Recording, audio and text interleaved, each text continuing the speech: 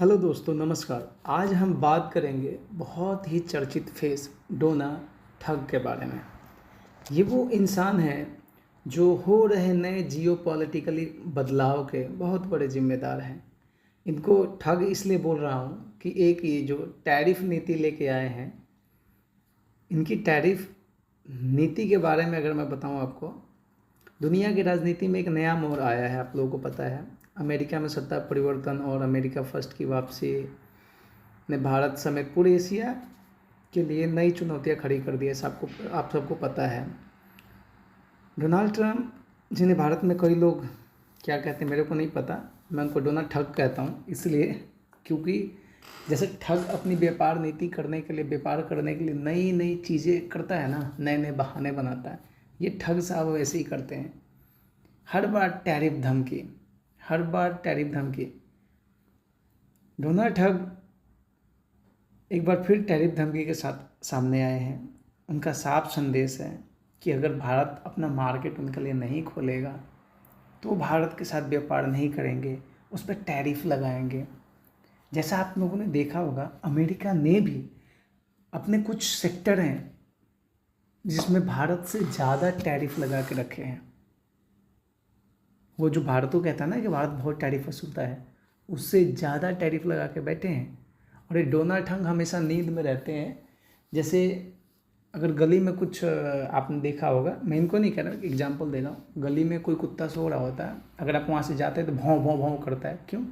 क्योंकि वो नींद में रहता है। नींद से उठते उसका काम है भौं भौं करना।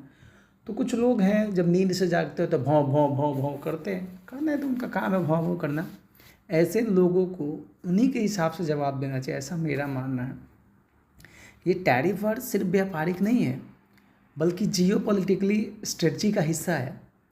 और अमेरिका चाहता है कि भारत चीन से दूरी बनाए रखे, लेकिन साथ ही उसके बाज़ार को भी खोले। ऐसा कैसे होगा? तुम अपनी नीतियाँ अपने मन मर्जी लादते रहो और भारत तुम्हारे साथ चलते रहे। गुलाम थोड़ी ना भारत तुम्हारा।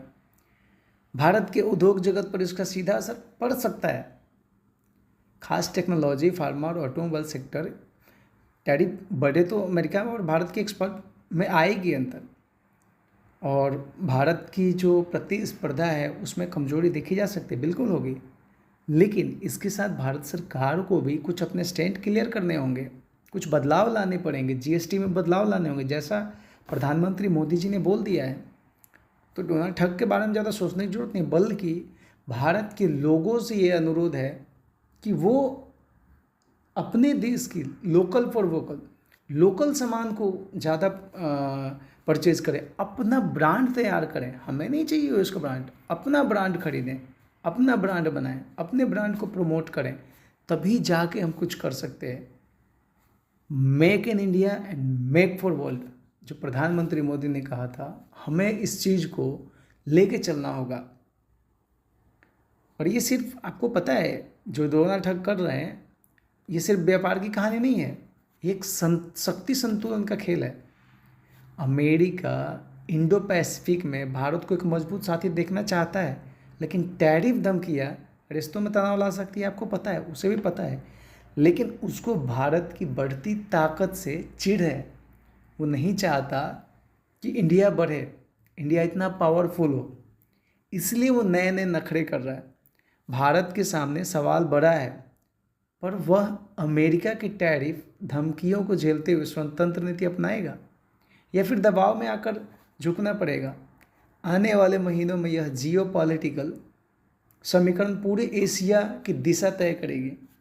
तो आप लोगों का इस बारे में क्या कहना है और क्या राय है, आप लोग ज़रूर बताएं।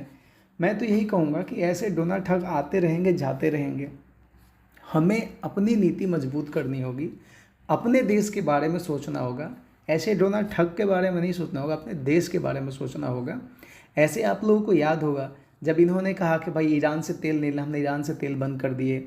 तो ऐसी गलती हमारी वही है। हम एक स्वतंत्र कंट्री हैं, हम एक स्वतंत्र देश हैं।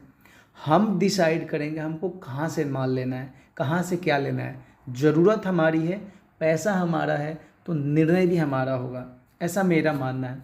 आप लोग इसके बारे में क्या सोचते हैं और क्या समझते हैं, लाइक और कमेंट्स देकर ज़रूर बताएं।